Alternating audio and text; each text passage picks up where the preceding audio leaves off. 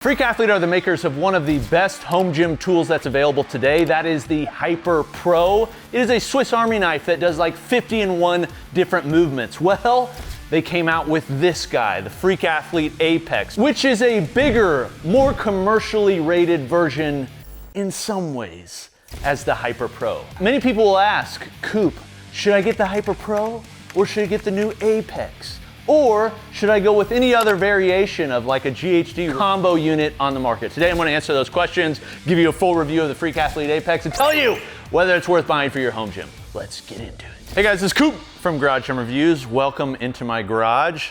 We are nearing completion on the new secret gym, which we'll show you soon. And we're shooting the walkthrough of the basement gym today. So I know you guys are excited for that. But you're here to watch me review the Freak Athlete Apex. They've teased this for over a year. I've been waiting for it. We finally have it in-house to review it. And it has a lot of smart features.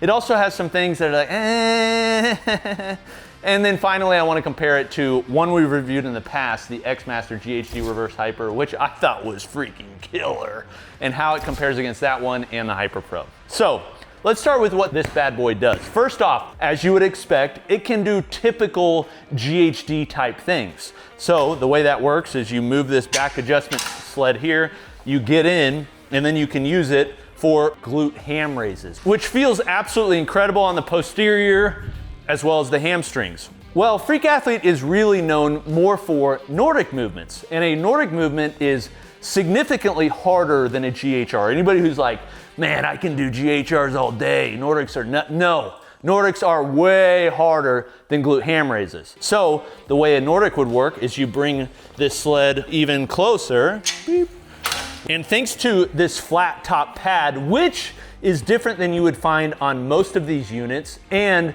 pretty much every other GHD, it actually has the rounded backside, but it's not like a moon, it's like rounded on the back and then flat top. You can now get in and your knees are on the flat side, and then you would do a Nordic. But you can do those sorts of movements on a lot of different machines. What makes this unique is that it can go from a GHD into a back extension very quickly. Let me show you. There's a knob here on the back side that then tilts this top, and it uses a gas piston so you don't have to lift the whole unit up and so it doesn't just fall. And so as you can see, it goes all the way to a 45-degree back raise. Now, this thing is tall. So one of the things you can notice when it's up like this, very few back extensions are gonna reach that high. It could be viewed as somewhat of a problem for maybe somebody that can't get all the way up on the unit, say it's the elderly or I don't know, little kids or something. Most people I think that are training with this won't have much of a problem, but they do have a step off this back side, which you can put on the other side as well, and a step off the front so you can basically access the unit. Now, the way that you would use this is adjust the sled, just like I did for the Nordic curl, into whatever location you'd want. Adjust the ankle roller, which are two, and they have independent adjusting. They do have knurled knobs on here that are aluminum, and so my initial thought was, oh, these are gonna lock in. They do not lock in. It's kind of unfortunate, more on that in a moment. And then you can use this for a 45-degree back raise with a lot of range of motion. Now, if you were to ask me, Coop, if you could gift a piece of equipment to everyone in the US, what would the piece of equipment be? It would be a cheap back raise. The reason being is I walk around and everywhere I see are flat butt syndrome. Basically people that have no posterior chain, and that's the reason that so many people have lower back pain. This is really designed in some way to be the ultimate posterior chain builder because everything is oriented in some way for the posterior chain, somewhat like the Hyper Pro, but in some unique ways. Then, when you want to bring it up, you can go all the way flat pretty quickly and without taking a lot of effort on your end. Now, one thing they did right about the machine is they added these number markings so you know exactly what hole you're gonna be, both on this side, but also on the back rail, although they did not put it on the ankle roller rail. However, the reason you're using this is to adjust the degrees generally for the back extension. So instead of number markings, I would have preferred if they had degree markings so I could know at what degree I'm at on the back extension versus number markings. Minor, but something worth calling out. When we first received this, they actually gave me a shorter pendulum, and since then they've updated it to make it a longer pendulum, which does feel better on the Reverse Hyper. That's what this is. This is a Reverse Hyper. Let me load weight. The Reverse Hyper was created by Louis Simmons, one of the goats in gym design and powerlifting training theory. The Reverse Hyper is used in powerlifting gyms all over, as well as chiropractor facilities, physical therapy, I love a reverse hyper. In fact, on my Mount Rushmore posterior chain equipment, the reverse hyper is definitely on there, along with the back raise. Kind of cool that this does both. But a reverse hyper is so nice because it allows you to get flexion, traction, and pump just an insane amount of blood into the lower back and glutes in a dynamic movement. In fact, the reason Louis came up with the reverse hyper is he actually broke his back powerlifting, and the way he rehabbed back into being able to squat 700, 800 pounds is he used the reverse hyper. Pretty insane. So you move this track back, you then put your legs in the supplied strap, which this is an upgraded strap. The previous one only had one D-ring, where this one has a bunch, so you can adjust. So then you get in, and one of the problems if you've ever used one of these multi-machines that has a reverse hyper is oftentimes the range of motion is kind of lacking on the far end. The reason for that is the pendulum will often hit the back of the frame. That's kind of the case with that X-Master in some ways. So the flat pads that have a sharp drop off feel pretty similar to a normal reverse hyper except for one thing, but I'll show you these handles off the back. I can grab either here or here if you like a real long stretch, which I do. One of the things about this is traction, and so I really like holding these way out here and then coming through. Now you notice, like, man, I just had my back pop, feels incredible. Now, one thing you'll notice on the way that I'm doing this movement, you can do this multiple ways. You can go really controlled up and then all the way through. Just because the guy who created it, this is the way that he coached it, Louis Simmons, was to come through, somewhat control, and then back up, and you're trying to stretch on the way up, and on the way down you come in, and it feels really good. I'm just gonna do some extra because that feels so good. Okay. So the actual use of the reverse hyper portion of this feels very similar to reverse hyper, except for the cavity. Now that's the thing, is this is based on a GHD platform. I have a Sorinex Frankenhyper, which is kind of the inspiration in some ways for this type of unit. One of the things that they have on that though is a removable pad they call the Man Canyon. And for good reason. Well, on a reverse hyper, typically it's just a flat tabletop. It's not like this really ruins anything with the movement. I just would have liked it if they had a removable centerpiece, primarily for the reverse hyper portion. If I had something that I could quickly remove and put back in, I think that would be superior. Same thing with that one from X-Master, it missed it too. That to me feels like a little bit of a miss. The quality is decent. The powder coating, the welding, the padding, it's all pretty good. It's not quite as good as, say, if you were to order from Rogue Fitness and order the Rogue Donkey, which is kind of a competitor to this, although I like this better because it does have the back extension. But the quality is kind of what we've come to expect from Freak Athlete with the Hyper Pro. The difference is this is marketed and priced in such a way that it is more of a commercial grade unit. And so some of the quality components are just okay. Now there is one thing actually on this I haven't mentioned yet, a movement that this actually does better than this one, and they don't talk about this because I don't think it's designed for it. And that is using these handles right here, which are perfectly angled so you can use them for dips. And it actually feels really good for dips. Now, one of the things is you have these pads right here, which you hit a little bit, but the angle of them on the X-Master are too wide, whereas these, the angle almost perfectly flat, and if you wanted to adjust the angle of them, you can do so here, so you just hit different parts of the chest, and then you can get on, grab here, and do dips, and they feel pretty good. Then to the padding. The padding itself is really good. I actually love the padding that they're using in this. It's a very high density foam. My guess is it's probably a polyurethane just based on how it feels and how thick it is. I don't think it's like a typical foam pad, it's probably poly. And then it has a nice vinyl over the top. They did not use a grippy vinyl like they used to with the Hyper Pro, which I think was a great idea because I don't want this pulling the hair on my skin and things like that.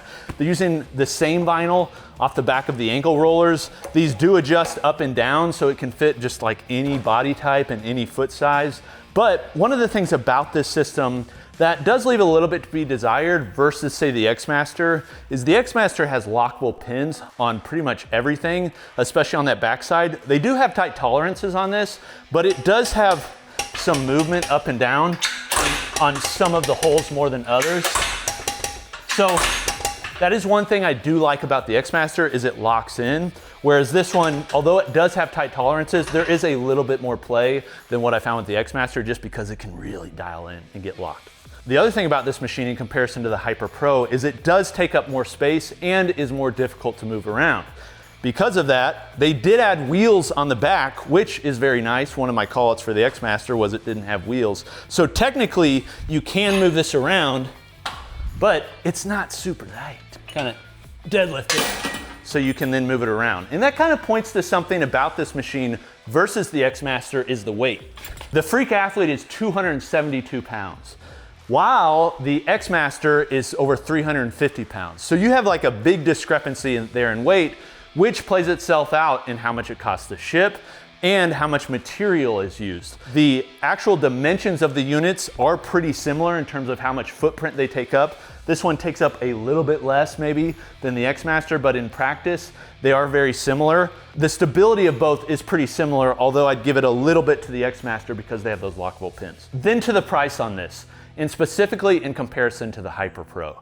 The Hyper Pro is so well loved. One, because it does so many different movements and it does them really well. But two is because it's actually pretty affordable as a Swiss Army knife for a lot of home gym owners. It does 9 different movements, and many of those movements do it just as well as this one, albeit with more adjustments and a little bit less stability. But this thing is significantly more expensive, heavier, more difficult to move around than the Hyper Pro. And so I don't know if they were marketing this more to commercial facilities, but commercial facilities generally won't like this because it does all these movements. And so commercial facilities want things that do one thing so that they don't have to educate the consumer on it. They know what it does and it does that. But it is a pretty big and kind of expensive for a lot of home gyms, so it puts it in this weird area. This retails at $2,000, whereas the Hyper Pro, as of right now, is $700. It's on a July 4th sale, but they run sales all the time. $700, so less than half the cost for the Hyper Pro that does more, works better in a home gym, and honestly, some of the movements are just as good, if not better. The one thing that this does that the Hyper Pro can't even compare to is the reverse hyper on this unit. But then you have to compare this to others on the market. So if you want this style of machine, you have this one right here from X Master. And when you initially look at the retail cost, you're like, oh, the Freak Athlete is cheaper, but it's not. The X Master is $2,286, but it offers free shipping, and at least when I order it, doesn't have any taxes. Whereas this one retails for $2,000, but when you factor in shipping, which they don't include for free, and taxes and everything else, it's over $2,600. So although on paper, when you go to order, this one looks cheaper, really, this one is. And from a quality, stability, all that component, this one is actually superior. Now, there are things about the Freak Athlete I like better. I want to be clear on that. One is the flat pads. The flat pads are better. Also, the foam that's used within it is superior. Also, the reverse hyper pendulum is better, albeit it uses a little bit lower quality, a little bit smaller bushings, although I don't think that should be an issue for most people unless you're just going absolutely ham on this. And both of these feature some things that I don't think a lot of people use. One of those are these eyelets off the front. You'll use these for rows, and I do that every once in a while, but you can do that on a standard reverse hyper just by throwing a D handle over a horn or something like that. So that to me isn't really like a big sell. So if you're asking, Coop, do you think this is superior, and would you recommend spending my money on this versus the Hyper Pro? And I would say absolutely not. To me, what reviewing this makes me think is it makes me think, wow, the Hyper Pro is a freaking killer value. It does. If I was gonna choose between these two, honestly, on quality and everything, I'd probably go with X Master. I do prefer the reverse hyper on that and the padding, but this one I can get by with most of that. And the reality is I don't like doing Nordics, and I don't know anybody that does, where I can't hit my chest to the floor. Because what happens is whenever you do a Nordic, a lot of times you're going down and you can end up hyperextending your knees more than you'd like if you don't have a pad to hit your belly to, which that one is so high off the ground, that's kind of how it works. So I'm not gonna do Nordics on either of these, whereas I would do GHRs, and this one works just as well for those, and I think with better quality, and it's cheaper overall. So all that to say, Freak Athlete, I think it's cool that you came out with it, but really what it makes me wanna do is just recommend the Hyper Pro even more. Like the Hyper Pro is such a freaking killer value. If you're trying to do posterior chain work in your home gym, honestly, like a top 10 home gym purchase I would give is going to be the Hyper Pro. Versatility and portability and space savings matter most in a home gym, so because of that, the Hyper Pro is definitely the king. This has been Coop from Garage Gym Reviews. I'll see you next time. Peace.